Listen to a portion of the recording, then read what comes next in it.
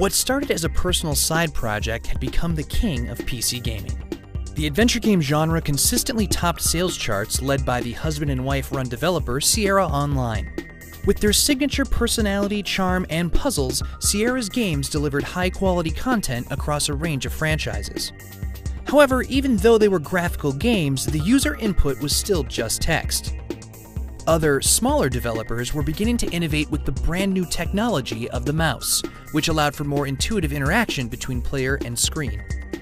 While the first of these were rough, a small team from one of entertainment's biggest empires would start making a few of their own. And once again, the genre would produce one of the greatest classics in PC history.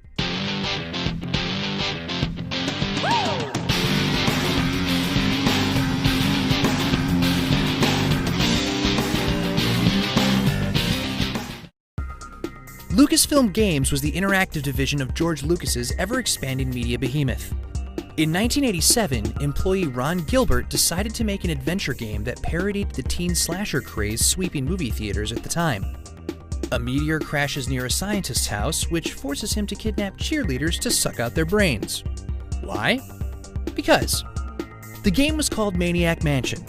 Much like Sierra before him, Gilbert wanted to create a scripting language that could help him easily build out the world and its puzzles. With some help from Chip Morningstar, he developed a system he called the Script Creation Utility for Maniac Mansion. It was a more creative name than it sounds. The acronym it would be forever known by was SCUMM. SCUMM would prove to be a robust and flexible system that Lucasfilm would use for years to come. SCUMM took full advantage of the mouse. Players would not have to guess which verb and noun to type in. All the available controls were presented on screen.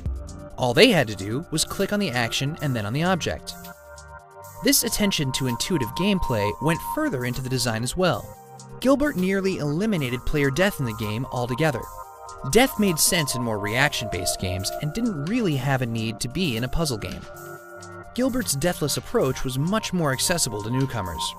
To that same end, his game would not punish players who happened to miss one critical item 6 hours earlier. Sierra games were notorious for forcing players to pay attention to every last detail, since it might be important at some point later in the game. Maniac Mansion, by contrast, put everything players needed to solve a puzzle near the puzzle. Simple, intuitive, easy, yet brain-bending. The Lucasfilm formula.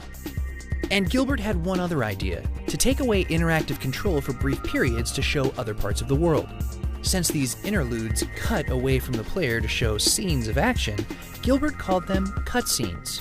While he wasn't the first to use them, he was the first to name them, and cutscenes have been a gaming staple ever since. Throw in the fact that players had multiple characters to choose from with multiple endings, and the heavily replayable game was a hit in the making. There was only one problem. Electronic Arts didn't think so. Lucasfilm's publishing partner was not impressed by the idea of a comedy horror game and passed. The title should have been dead in the water, but Lucasfilm's executives believed so strongly in what Gilbert was doing that they decided to bite the bullet and publish the game themselves. Lucasfilm has been a major gaming publisher ever since. EA had unwittingly created a competitor. The end result was a critically lauded game that sold decent numbers. Its most important legacy was its scripting engine, SCUMM. Lucasfilm wanted to make a lot more adventure games, and they knew that the easy and powerful engine was their killer feature. And so Lucasfilm began development on a number of projects, and started staffing up to do so. Two of these new hires were Tim Schafer and Dave Grossman. They were assigned to help Gilbert with his next game. Gilbert wanted to do a whole new adventure, but didn't want to make it in a generic fantasy like King's Quest.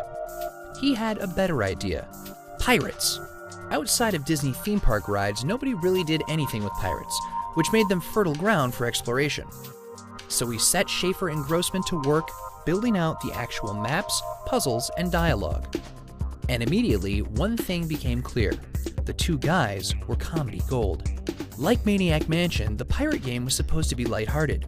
But from the minds of Schafer and Grossman came one of the first and only laugh-out-loud funny games ever made.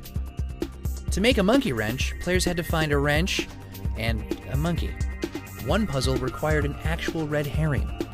Even the main character's name was an in-joke from their paint program. The artist just called him Guy, but the program referred to any sprite as a brush. And most famously of all, players would have to win deadly bouts of insult sword fighting, in which the hero must trade sharp barbs with the enemy. Schaefer and Grossman went to town on these, and even got some help from science fiction author Orson Scott Card. The author's young kids supplied plenty of insults for him to recommend. As if this weren't enough, Schaefer and Grossman also proved that they could make top-notch puzzles that fit perfectly with Gilbert's simple yet challenging philosophy. The Secret of Monkey Island released in 1990 and was instantly praised as one of the finest adventure games ever crafted. From the artwork, to the music, to the setting, to the puzzles, to the pitch-perfect humor of Schaefer and Grossman, players and critics alike agreed that Lucasfilm, now called LucasArts, had delivered something a cut above anything else on the market. Over time, The Secret of Monkey Island would come to be regarded as one of the defining games of the genre, and continues to hold a special place in the hearts of all who played it. It is telling that same year, Sierra released King's Quest V, their first point-and-click adventure game. The biggest name in PC gaming released the newest version of their biggest franchise with brand new technology, and all anybody wanted to talk about was Monkey Island.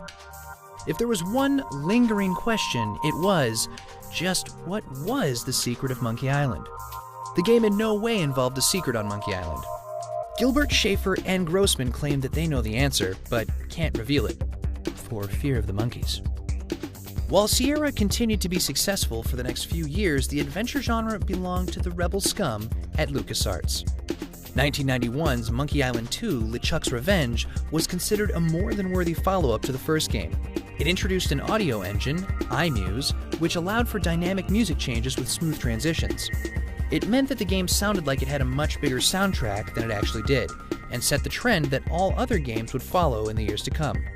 Sam & Max Hit the Road was a zany cartoon game that was even zanier and cartoonier than LucasArts' other games. That said, its biting satire of America was aimed at a slightly more adult crowd, though the zaniness kept the kids happy. It was based on a comic book series, although the games quickly became more famous than the comics ever were. So it was that adventure games of the early 90s were defined by a lighthearted, cartoony style that made humor and accessibility the cornerstones of their design. Schaefer and Grossman went on to be game directors in their own right and stars of the industry. But while Sam & Max had some satire for the grown-ups, it was hardly what you would call a grown-up game. But as the market as a whole began to mature, some people wanted to actually make games for adults, with challenging environments and a more deliberate pace. The most famous of these was not only one of the highest-selling games of all time, but changed computing technology forever. Tune in next time to figure out what you're supposed to do in Myst.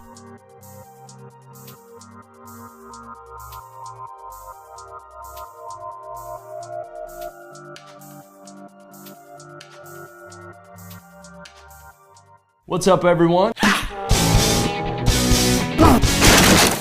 We're here to let you know that Bite Me is moving from Tuesdays to Fridays, only on Machinima. Oh yeah. Friday, April 6th, that's when you can start tuning in to all the blood, gore, and zombie madness. Could your weekend get any better? That's right, can't.